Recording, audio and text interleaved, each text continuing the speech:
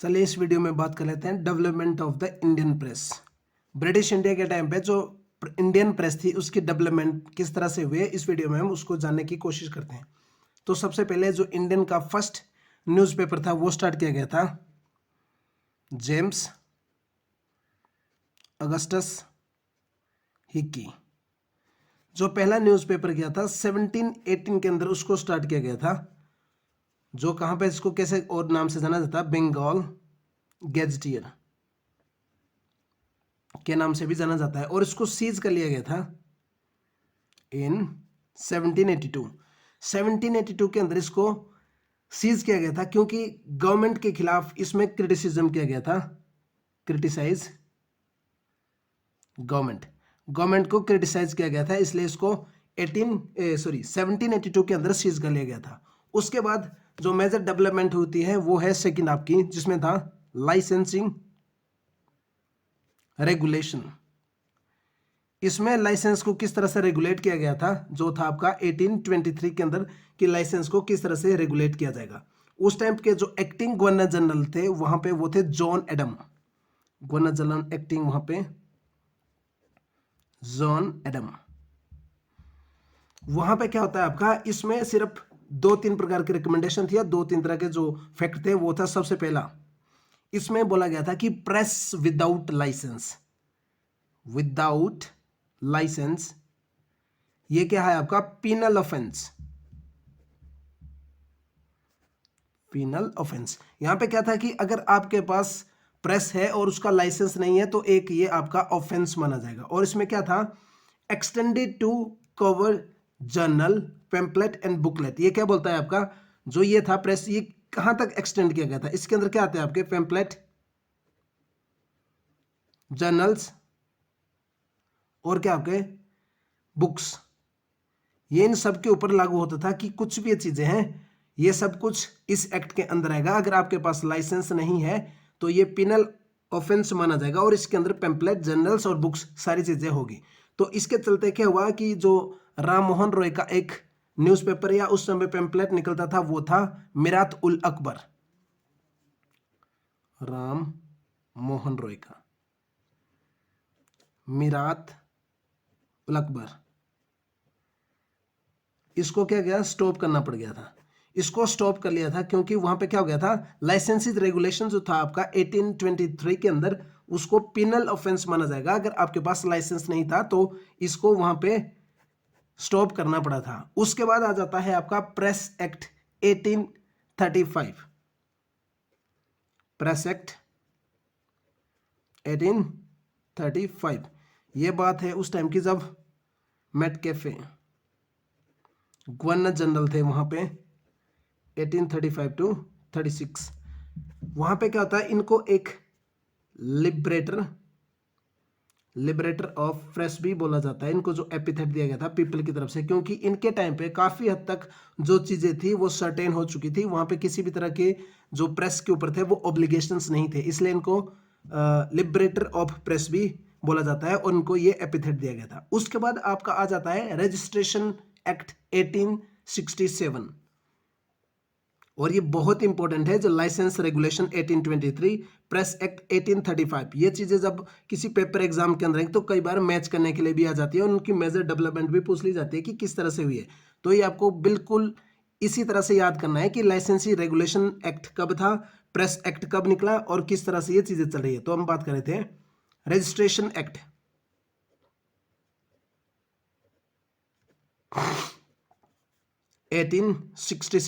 1867। इसमें क्या हो गया, इसमें रिप्लेस किया गया, रिप्लेस्ड 1835 का जो प्रेस एक्ट था उसको रिप्लेस कर लिया गया। और इसके अंदर क्या चीजें डाली गई, इसमें जो मेजर आपके पॉइंट थे वो इस तरह से थे कि न्यूज़पेपर है उसको रिक्वायर था print the name of the printer, publisher and publication. मतलब वहां पे आप किसी भी तरह का न्यूज़पेपर अगर छाप रहे हैं तो वहां पे क्या होना चाहिए, नेम ऑफ पब्लिशर,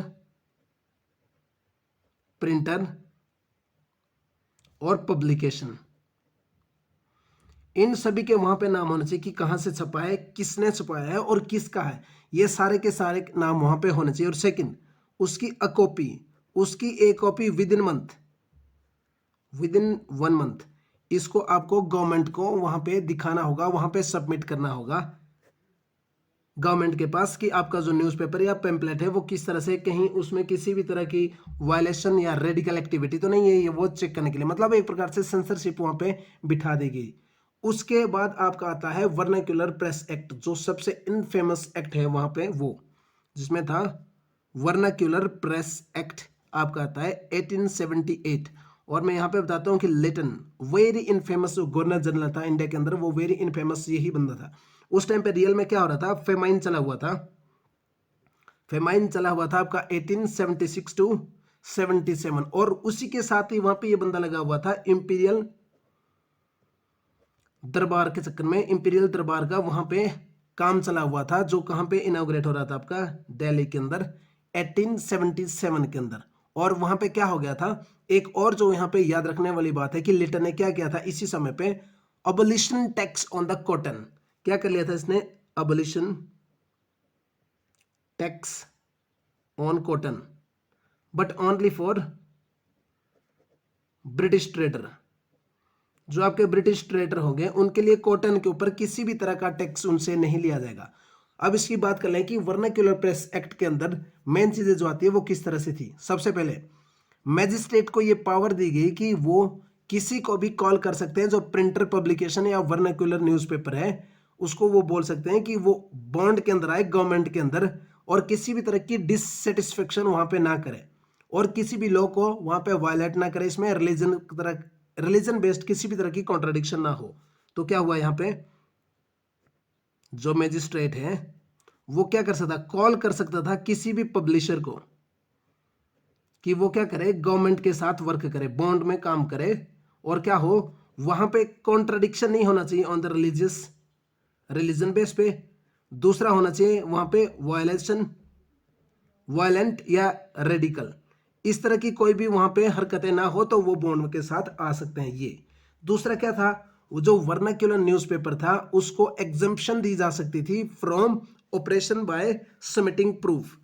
दूसरा क्या था कि वर्नाक्यूलर प्रेस एक्ट जो था उसमें किसी किसी को क्या हो सकता था, आप वहां से जो उनके फाइन वगैरह से उससे आप बच सकते थे, या उनको वहां से एग्जम्पशन किया जा सकता है। एग्जाम कैसे किया जाएगा, उनको प्रूफ सबमिट करना पड़ेगा, प्रूफ सबमिट। अगर वो वहां पे उसका प्रूफ सबमिट कर देते हैं तो उसको वर्नाक्यूलर एक्ट से वहां से ऑपरेशन से एग्जेम्प्ट किया जाएगा। और मैजिस्ट्रेट का जो एक्शन होगा, मैजिस्ट्रेट का जो एक्शन होगा वो फाइनल होगा, वहां पे कोई भी आप अपील नहीं होगी, उसके ऊपर आप किसी भी तरह की अपील नहीं कर सकते, और किसी भी कोर्ट के अंदर जाके आप ये नहीं बोल सकते कि आपके साथ कुछ भी गलत हुआ है। ये था आपका वर्नाक्यूलर प्रेस एक्ट। और उसको एक प्रकार से गैगिंग एक्ट भी बोला जाता है। क्या बोला जाता है, गैगिंग एक्ट, इसको बोला जाता है गैगिंग एक्ट। और यहां पे क्या था, discrimination between English and vernacular, जो यहां पे मेन मुद्दा था क्या था, वर्नाक्यूलर और एंड इंग्लिश।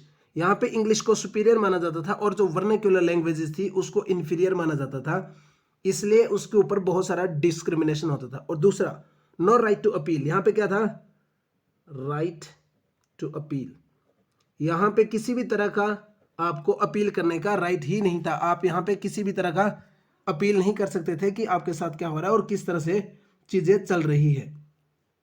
और क्या होता है इसके अंदर, अगर वहां पे प्रोसीडिंग हो रही है आपकी, इसके ऊपर आपकी प्रोसीडिंग हो रही है, तो आप सिर्फ एक ही चीज से बच सकते हैं, या तो आप वहां पे अपना प्रूफ सबमिट कर दे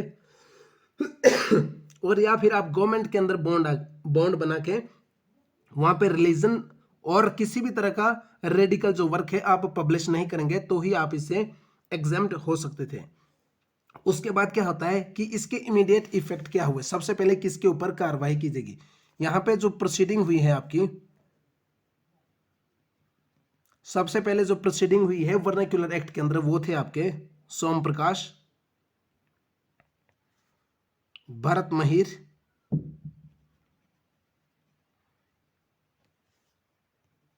टक प्रकाश और समाचार। इनके ऊपर वहां पे प्रोसीडिंग हुई है अंडर वर्नाक्यूलर प्रेस एक्ट। और जो आपकी अमृत बाजार पत्रिका थी, अमृत बाजार पत्रिका, अमृत बाजार जो आपकी पत्रिका थी उसको वहां पे ओवरटर्न करना पड़ा नाइट के अंदर, किसमें, इंग्लिश न्यूज़पेपर के अंदर, ताकि वो किससे बच सके, वर्नाक्यूलर प्रेस एक्ट के से बच सके। लेटर जो आपके प्रेस कमिश्नर थे उन्होंने अपॉइंट किया गया हर एक प्रोविंस के अंदर, ताकि क्या हो सके, यहां पे क्या हुआ, जो आपके प्रेस कमिश्नर थे, प्रोविंस कमिश्नर, प्रेस कमिश्नर को हर एक प्रोविंस के अंदर आपका वहां पे बिठाया गया, ताकि क्या हो सके, आपको एक्यूरेट और करेक्ट न्यूज आपको वहां पे मिल सके। और लेटर इसको अपील किया गया था आपका रिपन के द्वारा, 1882 में इसको रिपील किया गया था। उसके बाद है आपका जो 1833 के अंदर एस.एन. बनर्जी थे, वो फर्स्ट प्रिजनर बन चुके थे। 1833 के अंदर एस.एन. बनर्जी वो फर्स्ट प्रिजनर थे, जो किसके अंदर थे, वर्नाक्यूलर प्रेस एक्ट के अंदर, और वो क्या थे, जर्नलिस्ट, जो वहां पे जेल के अंदर जा चुके थे। वहां पे उन्होंने क्या किया था, उन्होंने क्रिटिसाइज किया था एक जज की जजमेंट को, जो वहां पे एक जजमेंट हुई थी कलकत्ता हाई कोर्ट के अंदर, उसको उन्होंने वहां पे क्रिटिसाइज किया था। जो उनको क्या बोला था, उन्होंने बोला था वहां पे कि वो जो उनके रिलीजियस सेंटिमेंट है उनको हर्ट कर रहा है।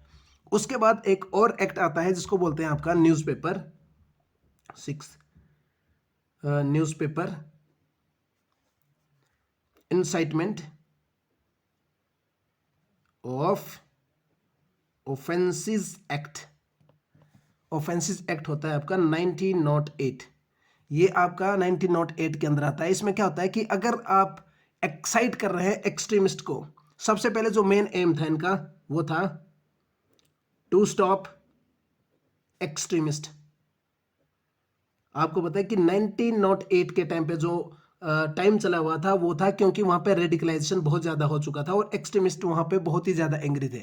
तो ये खास तौर से उनके लिए था कि उनको किस तरह से टेम किया जाए। तो यहाँ पे क्या था, अगर आप किसी भी तरह की इंसाइटमेंट या एक्ट ऑफ वायलेंस को बढ़ावा देते हैं तो आपके ऊपर इंसाइटमेंट एक्ट के अंदर आपको सीज कर लिया जाएगा। और दूसरा, जो मैजिस्ट्रेट है वो आपकी प्रॉपर्टी वगैरह है या मटेरियल है वो उसको कन्फिस्टिकेट कर लेगा। सबसे पहले क्या होगा आपका, अगर आप इंसाइटमेंट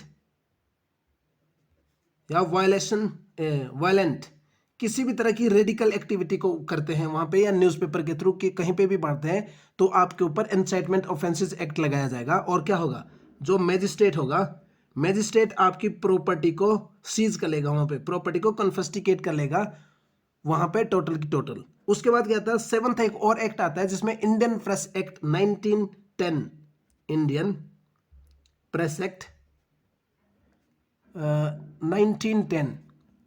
यहां पे क्या होता, यहां पे रिवाइव कर लिया गया था worst function of vernacular press act.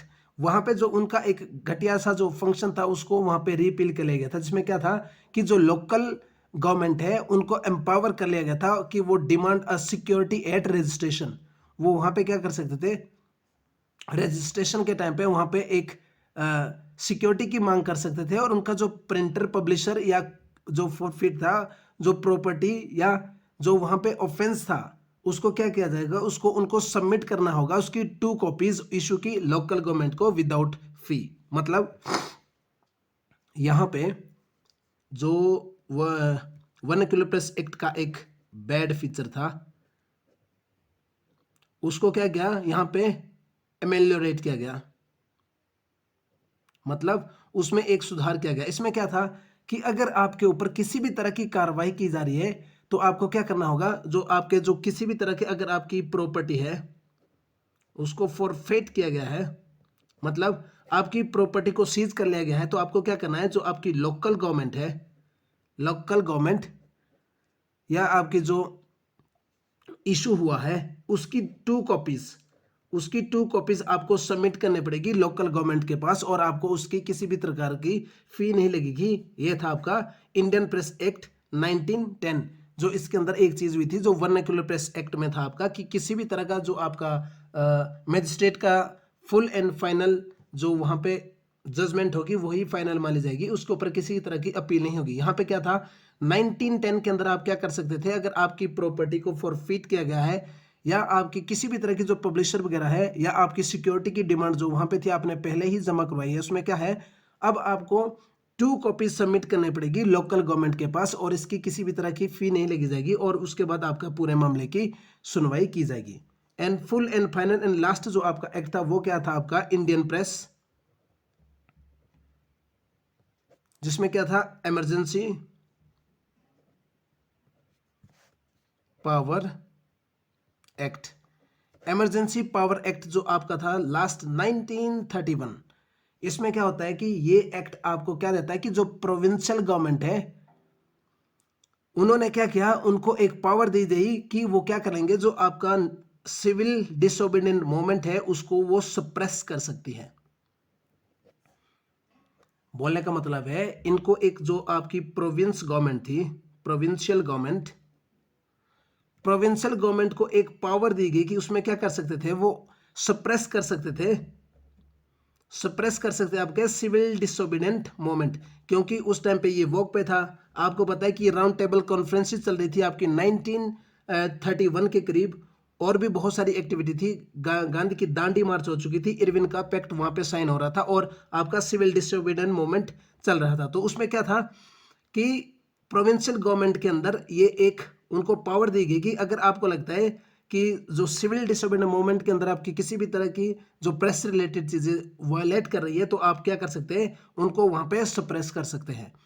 ये था आपकी पूरी डेवलपमेंट जो ब्रिटिश इंडिया के अंदर हुई है, जो ब्रिटिश के अंदर हुई है, इंडियन प्रेस के अंदर किस तरह से चीजें थी, किस तरह से उसके बैड फीचर थे, और क्या क्या चीजें थी उसमें जिसकी तरह से जो इंडियन के मूवमेंट थे या जो पीपल थे उनको परेशान किया गया। यही टोटल था।